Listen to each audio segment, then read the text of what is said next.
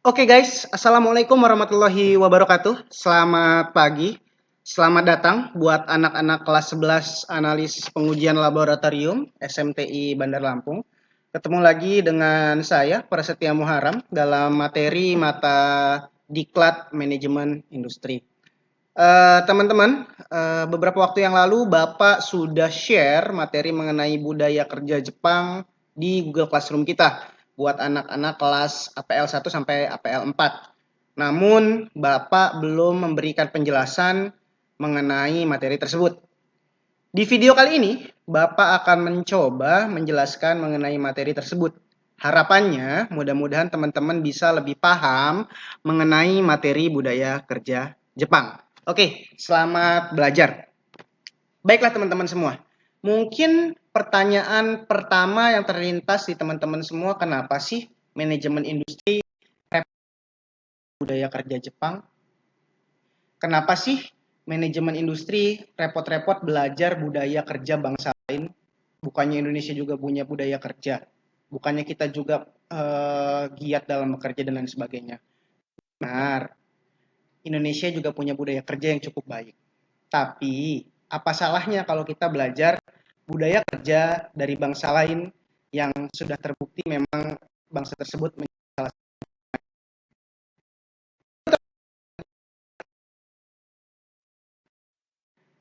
kalah Amerika Serikat. Waktu itu ada dua kota, Hiroshima dan Nagasaki, dibom atom oleh Amerika Serikat sehingga Jepang kalah perang dunia. Dua kota tersebut porak-poranda, nggak ada yang tersisa, namanya dibom atom kan. Tapi apa? Kita lihat Jepang dengan budaya kerjanya mampu bangkit secara cepat setelah Perang Dunia Kedua. Dalam kurun waktu nggak nyampe 50 tahun, itu Jepang sudah menjadi negara maju. Industri-industrinya berkembang. Merek-merek dagangnya luar biasa. Ya. Coba lihat sekarang teman-teman, kendaraan itu rata-rata merek Jepang ya, mulai dari mobil, motor, dan lain sebagainya. Elektronik juga sebagian juga ada merek Jepang. Oke, berarti Jepang punya budaya kerja yang bagus karena dia habis hancur, jatuh pun dia bisa bangkit dengan cepat. Itu alasan pertama kenapa kita belajar budaya kerja Jepang. Alasan yang kedua adalah saat ini di Indonesia banyak perusahaan-perusahaan yang berasal dari Jepang. Sebagai salah satu siswa dari sekolah di bawah Kementerian Perindustrian, target teman-teman adalah langsung kerja. Diharapkan setelah mendapat materi ini, teman-teman nggak kagok lagi kerja di perusahaan Jepang. Karena sudah banyak senior-senior teman-teman yang kerja di perusahaan Jepang. Teman-teman bisa langsung beradaptasi, gimana pola kerjanya, gimana budaya kerjanya, dan lain sebagainya. Oke, itu ya dua alasan yang pertama. Tidak menutup kemungkinan kita juga akan belajar mengenai budaya-budaya kerja bangsa lain yang kita anggap perlu kita adopsi untuk nantinya kita adaptasi ketika teman-teman semua sudah bekerja di industri. Oke, jadi di sini pada dasarnya kita akan ada beberapa bahasan.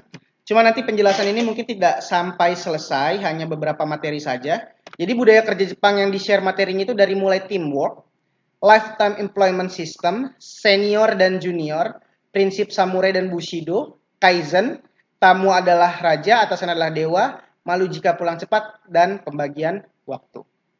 Mungkin tidak semua, nanti akan Bapak pilih beberapa saja yang akan kita pelajari, yang akan kita masukkan ke dalam materi kita. Sisanya teman-teman bisa baca di slide yang sudah Bapak share. Oke, materi yang pertama mengenai teamwork. Oke, pasti udah tahu dong, kita kan bukan anak-anak yang kuper lagi. Teamwork itu diambil dari bahasa Inggris, yaitu adalah kerja tim. Ya, jadi di Jepang itu karyawannya itu semua bekerja itu saling gotong royong, ya. Karena dia itu tidak individualis sifatnya. Karyawan itu punya sebuah pemikiran yang dikenal dengan istilah Murano Gurupu atau village relationship. Apa sih Pak village relationship atau Murano Gurupu itu? Baik, kita bahas. Eh, jadi dia itu diibaratkan seperti sebuah perusahaan itu seperti sebuah kampung, di mana jika sebuah kampung ingin maju, ingin aman, ingin damai, itu semua orang harus mengambil peran. Jadi mereka berpikiran, kalau mereka mengambil perannya masing-masing, maka perusahaan bisa maju. Kalau perusahaan maju, maka yang diuntungkan adalah karyawan juga. Jadi nggak ada tuh sifat pengen menang sendiri, pengen unggul sendiri, itu nggak ada. Mereka bahu-membahu sesuai dengan kemampuan mereka itu untuk memajukan perusahaan atau untuk memajukan desanya. Ya. Jadi kalau desa kan diibaratkan kalau mau maju kan semua masyarakat harus ambil andil. Kalau desa mau bersih, semua masyarakat harus gotong royong jaga kebersihan. Kalau desa mau aman, semua masyarakat harus menjaga lingkungannya. Begitu juga di perusahaan Jepang. Mereka mengadopsi prinsip itu. Kalau perusahaan mau maju, semua orang di perusahaan tersebut harus terlibat. Itu yang pertama.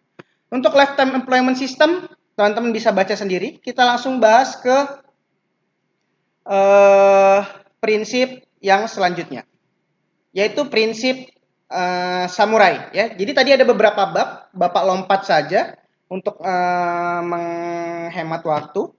Ya, jadi di prinsip samurai ini uh, sudah tertanam di masyarakat Jepang. Mungkin teman-teman sering nonton film Jepang ya, ada The Last Samurai, Samurai X dan lain sebagainya. Jadi samurai itu punya harga diri yang sangat tinggi.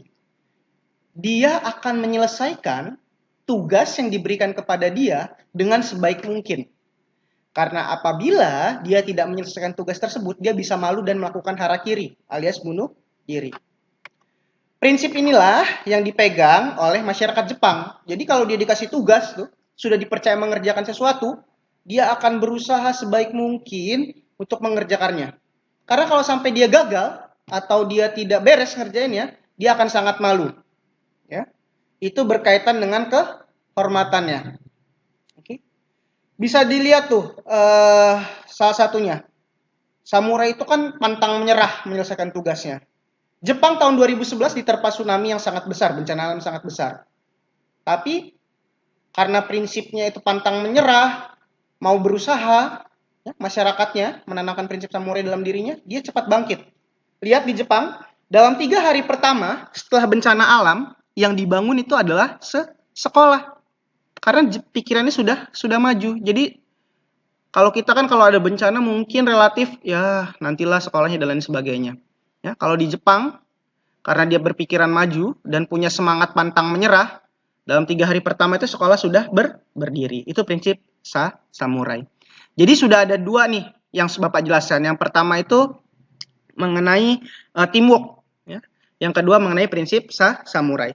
Yang tidak Bapak jelaskan, sekali lagi Bapak sampaikan, teman-teman bisa lihat, bisa baca di PDF yang sudah Bapak share via Google Classroom beberapa minggu yang lalu.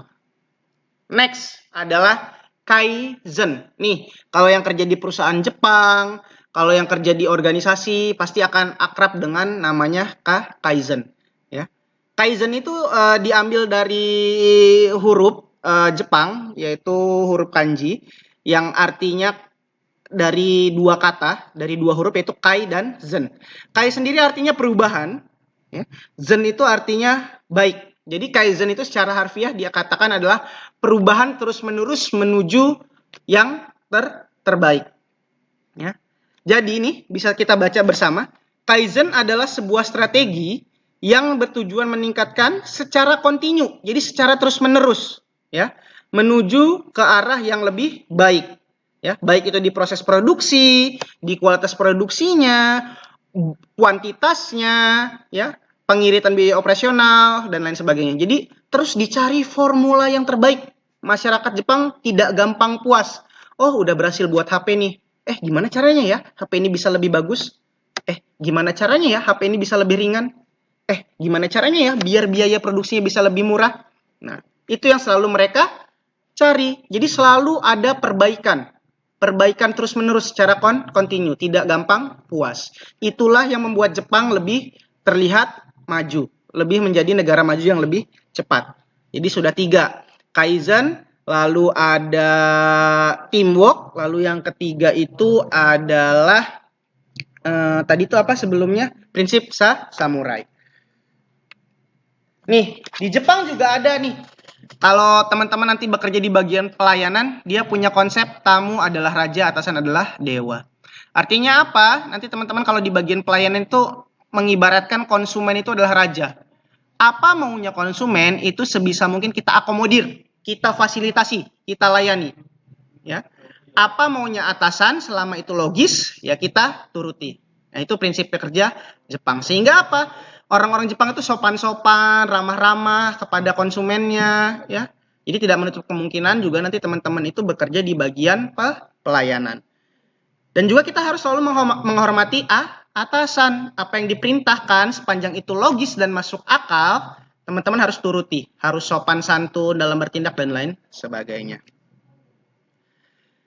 Lalu ada prinsip Bapak Lengkah ya, ada prinsip Bushido. Ya.